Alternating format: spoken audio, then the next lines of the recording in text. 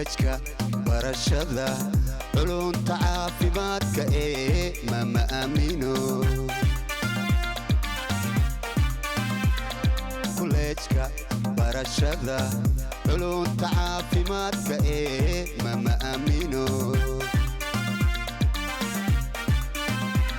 عمر هوري لغاغا فوري مقالة مقدشة إيو دمان قبل ديدا ما شاء الله هوي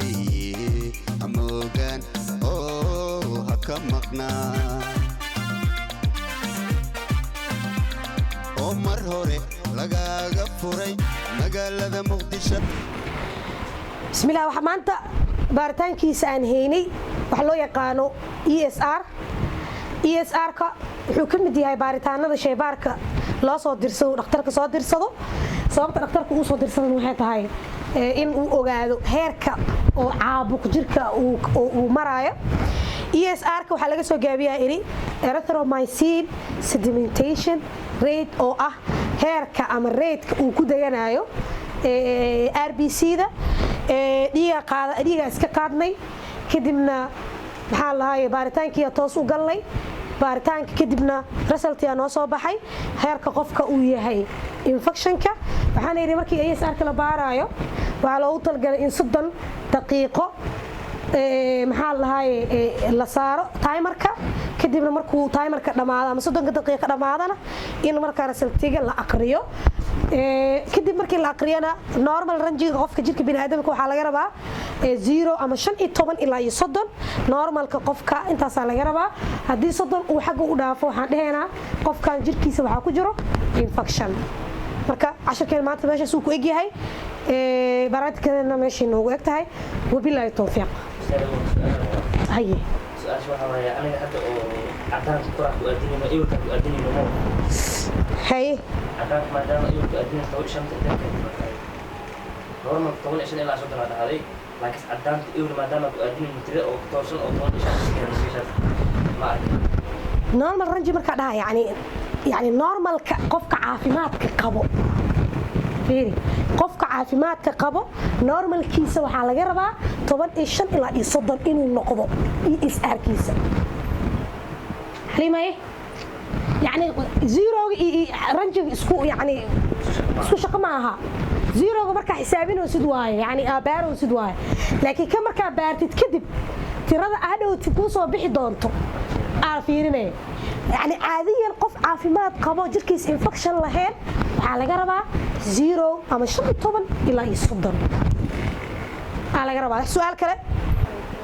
iweydii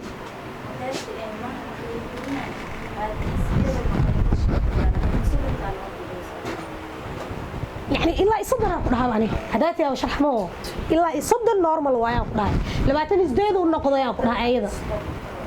يعني هدايتي أقول موف ما waxay soddon u dhawaatay yani riski oo ku jirta infection jirkaaga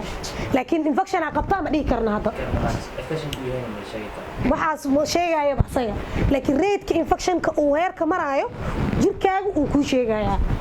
waxay soddon haduu xagga u dhaafo micnaheeda infection jirkaaga ku jiro ها ku jiro marka normal kaas waa maaha wuxuu noqday ESR keeda 28 waadid wala isdeel la dilix uu ku noqonayay intaas markuu noqdo micnaheeda infection ma qabto laakiin riski uu jirtaa waa maadaama normalkeen uu soddon ahaa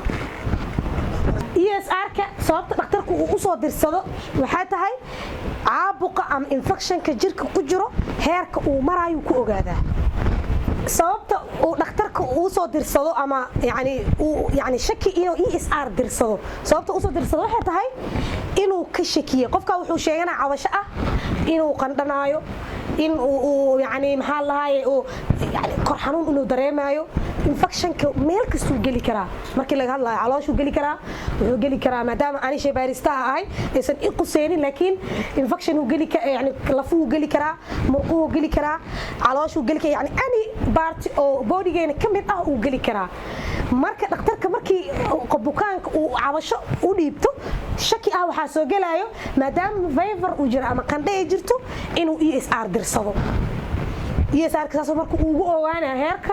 infection marka jirkiisa uu qofka maraayo mama amino college masedkeedu waa itu soo itabsi